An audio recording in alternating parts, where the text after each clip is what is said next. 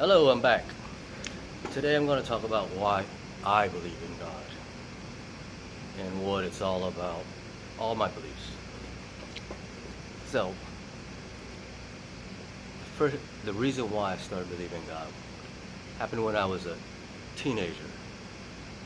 You know, me and a bunch of guys, we're living in New Orleans and we ran away for a good 2 years, ended up in Denver, and this was Christmas Eve. We wanted to go home, be with our family. So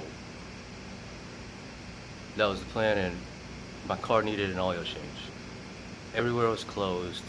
There was a blizzard. Couldn't get our oil changed, but we left anyways. So we're driving down the mountains, drove 2 hours, no cars on the road. I guess the natives there knew not to drive in a blizzard. Yeah, 2 hours, not one car on the road.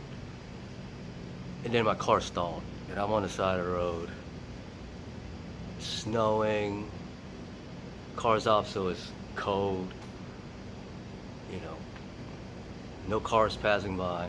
15 minutes sitting there, I got angry. I started beating on the steering wheel, and I yelled at God. I was like, God, I just wanted to be home with my family for Christmas. Your birthday. Your birthday. I yelled, And I swear, not 1 minute passed. Okay, a car stopped right next to us.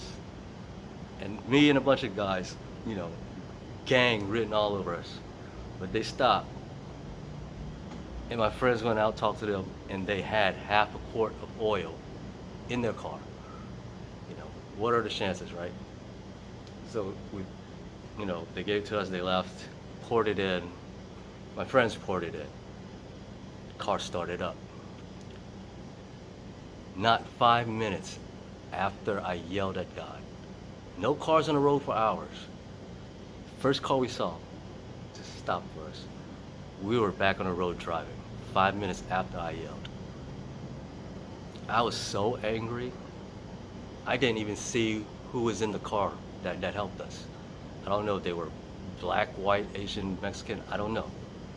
But from we drove on that half a quart all the way 5 hours, made it to Dallas on Christmas, and a shop was open, and we got our oil changed. From that, I never doubted there was a God. I didn't know who God was, but I never doubted there's a God. A couple years later, I got a girl pregnant. Her parents were Catholic. They wanted us to get married. I had to be baptized and learn about the Bible. We didn't make it, it didn't go through, but from that, I learned about the Bible. I read the Gospels, learned about Jesus. And I'm thinking to myself, I was like, wow, this guy knows stuff, like he knows it all. I fell in love with his teaching.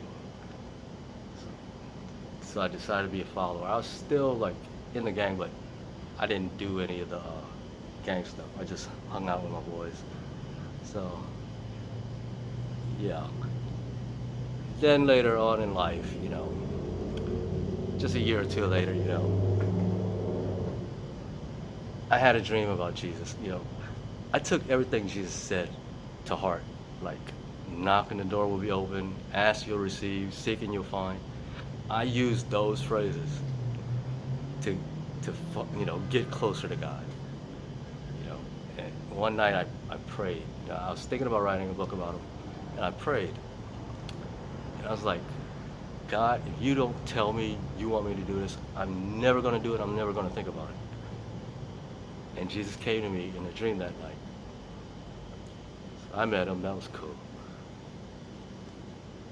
Later on in life, I had another dream where I died. I died in a car accident. And I went up. I was outside of heaven in the clouds. Angel told me most people, when they die, go straight to heaven, and the rest go here. I go around talking to the people. None of them knew why they were there. They knew they had to wait. They don't know what they did wrong. They thought everything they did was right. You know, they were all dressed up, nice, formal.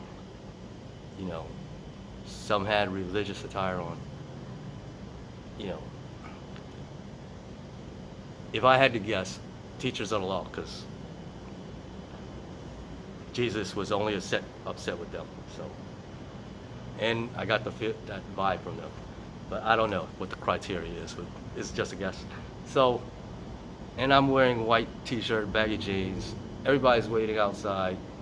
6 days, 6 weeks, 6 months, 6 years, 60 years, stuff like that. And I got called 6 hours later, and everybody's surprised.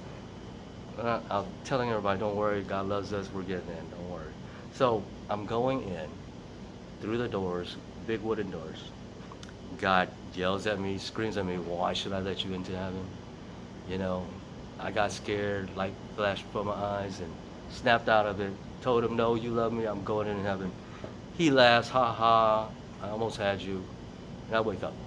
Now, if you want to know why I'm posting all these things, you know, my motive, that dream is my motive.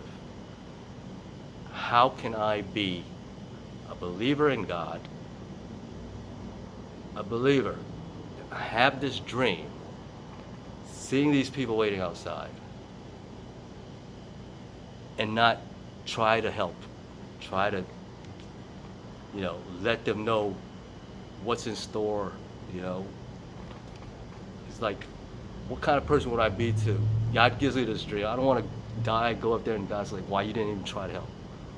You know, it's like, what kind of person would I be if I didn't try to help? Now, I'm sorry if I come off like, you know, like mean or judgmental or anything. I'm sorry, you know. I want to say right now, all the churches out there, all the pastors, y'all did a phenomenal job. We love you. Like, the gospel is spread everywhere in the world. That's what they wanted. Y'all did a good job, okay? But I love God. I want to keep his reputation spotless. You know, all this talk about fire and brimstone, hell, judgment, all that bullshit, it bothers the hell out of me, you know. Y'all need to stop, okay?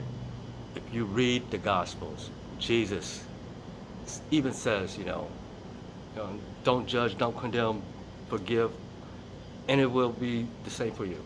So, and he says, forgive 77 times or 70 times 7 to Peter. If Jesus is God, you know, he would never create a place called like hell, eternal torture. You know, that was made up a few hundred years ago. Yeah, it's a good tactic to scare people into converting, but nowadays people are smarter, they're not idiots. You're just making yourself, you know, you're just making yourself look bad, dude. And if you know, Jesus does say, you know, translate to hell, but he says Gehenna. That's like a place outside of Jerusalem where they throw trash away and burn the trash. You know, that from going from that to a place of eternal torture, that's a stretch. Okay? Now, why do I believe in God? I was a straight A student all the way up to 11th grade and before I got to gangbanging. But atheist, okay? Science, logic means everything. And it still means everything right now, okay? Without science, we wouldn't have air conditioning. We wouldn't have cars, we wouldn't have planes. But to me, it's more logical that there is a God. I'm a Trekkie, a hardcore Trekkie, you know. But it makes more sense there's a God. God made man in his image. We can create, we can love, we can destroy. You know, 200 years ago, if somebody told you, can you talk, only God can talk to the whole world in one moment. And we can do that now, you know. Only God can fly, be up in the sky. We can do that. He made us in his image. I look at little children, and you see how we love our children. We spend time with our family and friends. That's like a gift. You know, that's what life is all about. Have a good time with your families. You know, God looks at us exactly like that. We're his children. He doesn't want us to fight. Okay? You look at all the beautiful women. You know, you look at all the beautiful women. How can there not be a God? Flowers, God, you know, you know, you know. Atheists will say, "Oh, well, we just grew up, you know, we're conditioned to see beauty that way." That's bullshit, dude. It is. Marriage, you know, two people get married. It's just a business transaction. You know, one partner doesn't like the business model anymore, and they break